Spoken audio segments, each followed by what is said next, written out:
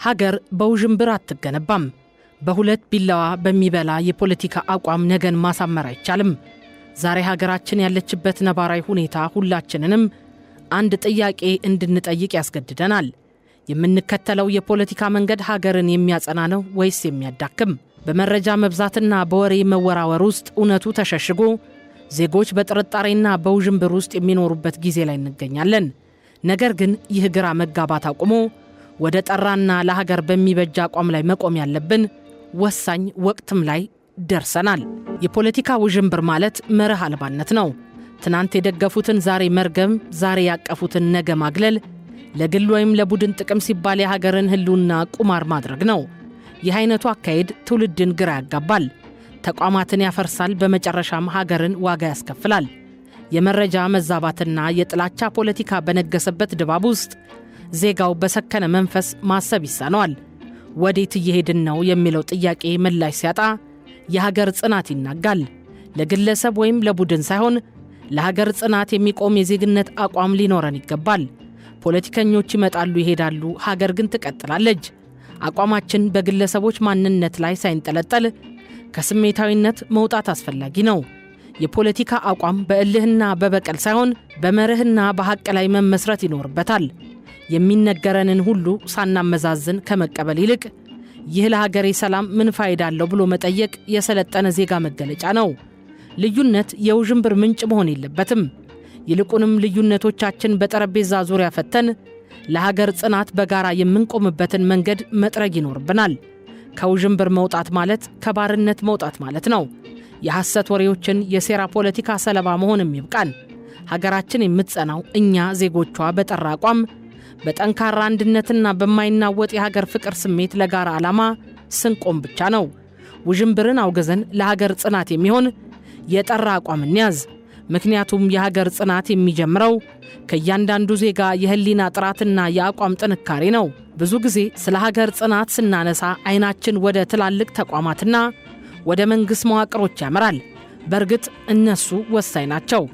ነገር ግን የጽናቷ ምስጢር በውስጧ የሚኖረው ዜጋ የህሊና ጥራትና የአቋም ጥንካሬ ነው። ሀገር የዜጎች የህሊና ውጤት ናት። ዜጋው በህሊና የጸና ከሆነ ሀገር አትናወጥም። ዜጋው በሐሳብና በአቋም የጠራ ከሆነ ሀገር አትፈርስም። ህሊና የሰው ልጅ የውስጥ ዳኛ ነው። የአንድ ዜጋ የህሊና ጥራት ሲባል ከግል ጥቅም ይልቅ የጋራ እውነትን ማስቀደም፣ ከጊዜያዊ ስሜት ይልቅ ዘላቂ ሰላምን መምረጥና ከጥፋት ይልቅ ግንባታን መሻት ነው። አንድ ዜጋ የህሊና ጥራት ሲኖረው በሐሰት ወሬ አይነዳም። ምክንያቱም ህሊናው እውነትን እንዲመረምር ያስገድደዋል። ለጥላቻ ቦታ አይሰጥም። ምክንያቱም ንጹሕ ህሊና ለሰው ልጆች ሁሉ ክብርን ይሰጣል። ሙስናና ክህደትን ይጸየፋል። የሀገርን ሀብት መዝረፍ የገዛ ወገኑን መበደል መሆኑን ይገነዘባል።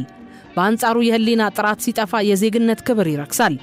ሀገር ላይ የሚቆመሩ ሴራዎች መፈልፈያቸው የዜጎች የህሊና መዛባት ነው። ሀገር የምትደማው በጠላት ጥይት ብቻ ሳይሆን በልጆቿ የህሊና መንሸዋረር ጭምር ነው። ህሊና የውስጥ ብርሃን ከሆነ የአቋም ጥንካሬ ደግሞ ያንን ብርሃን ወደ ተግባር የመለወጫ ጉልበት ነው። በፖለቲካ ማዕበልና በውዥንብር ውስጥ የማይናወጥ አቋም መያዝ ለሀገር ጽናት ዋስትና አለው። የአቋም ጥንካሬ ማለትም ግትርነት አይደለም። ይልቁንም እንደ ንፋሱ አቅጣጫ የማይለዋውጥ ለሀገር የሚበጅ ግልጽ አቋም መያዝ፣ ብቸኛ ቢሆኑ እንኳን እውነትን ይዞ መጽናት ነው። ማንም ባያየኝ እንኳ ስራዬን በታማኝነት እሰራለሁ የሚል ጽኑ ስነ ልቦናም። የሀገር ጽናት የሚፈተነው በችግር ጊዜ ነው። በዚያ ፈታኝ ወቅት ሀገርን ተሸክመው የሚያሻግሯት በሐሳባቸው የጠሩና በአቋማቸው የጸኑ ዜጎች ናቸው። እኔ ለሀገሬ ምን አበረከትኩ ብሎ ራሱን የሚጠይቅ ዜጋ የሀገር ትልቁ የደህንነት ጋሻ ነው። ሀገራችን እንድትጸና፣ ድንበሯ እንዲከበርና ሰላሟ እንዲጠበቅ የምንመኝ ከሆነ ሥራውን ከራሳችን ህሊናን ጀምር። የፖለቲካ ውዥንብሮች እንዳያናውጡን የውስጥ ማንነታችንን በጽኑ መሠረት ላይ እንገንባ። ህሊናችንን ከጥላቻና ከሐሰት እናጥራ። አቋማችንን በሀገር ፍቅር ላይ፣ በእውነት ላይ እንገንባ። ያኔ በእያንዳንዱ ዜጋ ህሊና ውስጥ የምትገነባው ኢትዮጵያ በዓለት ላይ እንደተሠራ ቤት ጸንታ ትቆማለች። ነፋስ ቢነፍስ፣ ጎርፍ ቢመጣ አትናወጥም። ምክንያቱም መሠረቷ የልጆቿ የህሊና ጥራትና የማይናወጥ አቋም ነውና ሲል አሃዱ አቋሙን ይገልጻል። ትልቁ መለኪያ የዜጎቿ ማኅበራዊ ውል ነው። አሁን ላይ ይህ ውል አደጋ ላይ ወድቋል። ፖለቲካው ማኅበራዊ እሴቶቻችንን በክሏቸዋል። ጎረቤት በጎረቤቱ ወንድም በወንድሙ ላይ ጥርጣሬ እንዲያድርበት የሚያደርግ የመርዝ ፖለቲካ ውስጥ ሰጥመን እንገኛለን። የህሊና ጥራት በቡድን ስሜትም ተተክቷል።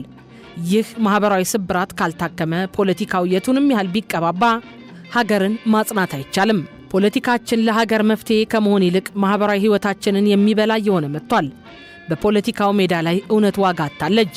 ውሸት በደጋገሙት ቁጥር እውነት የሚመስልበት የድህረ ሐቅ ዘመን ውስጥ ገብተናል። ህሊናው የደረቀ ዜጋ ሐሰትን እንደ መሳሪያ ይጠቀማል። ፖለቲካችን በመርህ ላይ ሳይሆን በነፋስ ላይ ተመስርቷል። የትኛው ወገን ያዋጣኛል እንጂ የትኛው እውነት ሀገሬን ያጸናታል የሚለው ጥያቄ ተረስቷል። አቋም አልባነት እንደ ብልህነት የሚቆጠርበት ማህበረሰብ የሀገር ጽናት ሊሆን አይችልም።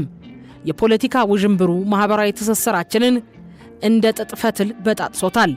በሰላም አብሮ የኖረ ህዝብ በፖለቲካ አጀንዳዎች ተከፋፍሎ አጥር ሲገነባ ማየት የህሊና ውድቀት ካልሆነ ምን ሊሆን ይችላል? አሁንም መፍትሄው ያለው ከእያንዳንዱ ዜጋ ደጃፍ ነው። ከፖለቲካ ውዥንብር መውጣት ማለት የፖለቲካ ፓርቲ መቀየርም አይደለም።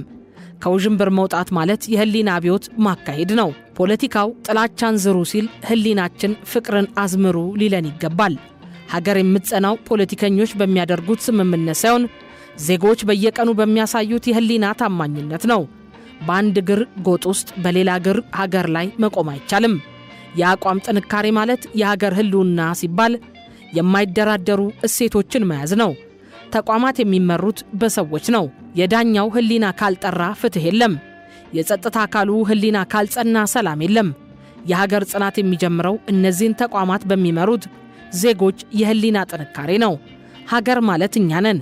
ሀገር ማለት የጎረቤቶቻችን ደህንነት ነው። ፖለቲካው ይለዋወጣል፣ መሪዎች ያልፋሉ፣ ስርዓት ይቀየራል። የማይለወጠው ግን የዜጎች ማህበራዊ ግዴታና የህሊና ዳኝነት ነው። ሀገራችን ከምንጊዜውም በላይ የምትሻው አንድ ነገር ቢኖር የጠራ አመለካከትና የጋራ ቁመና ነው። ለዘመናት በሴራ ፖለቲካ ድርና ማግ ተተብትበን በውዥንብር መጋረጃ ተጋርደን አንዱ የሌላውን ጉሮሮ በመበጠስ የባከንበት ጊዜ ሊበቃ ይገባል። የሴራ ፖለቲካና የገመድ ጉተታ ትርፉ ድካም ውጤቱ ውድመት መሆኑን ታሪካችን አስተምሮናል። እኛ በውስጥ ሽኩቻ በጠባብነት በታጠርን ቁጥር የሀገራችን ክብርና ብሔራዊ ጥቅማችን ለጥቃት ይጋለጣሉ። የቃላት ጦርነትና የጥል መጋዘን በመሆን ለጠላቶቻችን በር መክፈታችንን ማቆም አለብን። ሀገርን ማስከበር የሚቻለው በጩኸት ሳይሆን በብስለት፣ በሴራ ሳይሆን በቅንነት፣ በውዥንብር ሳይሆን በእውነት ላይ በቆም አንድነት ነው። እውነትና ሐሰት በተቀላቀሉበት የፖለቲካ ትርክት ከመያዝ ወጥተን ለሀገራዊ ህልውናችን ቅድሚያ መስጠት አለብን። ዛሬ ላይ ቆመን ወደ ነገ ስንመለከት የምናያት ኢትዮጵያ የታላቅነቷ ምስጢር በእጃችን ላይ ነው። የግል ጥቅምንና የቡድን ፍላጎትን ገሸሽ አድርገን ለኢትዮጵያዊነት ልዕልና በጋራ እንቁም። የገመድ ጉተታው ይብቃ።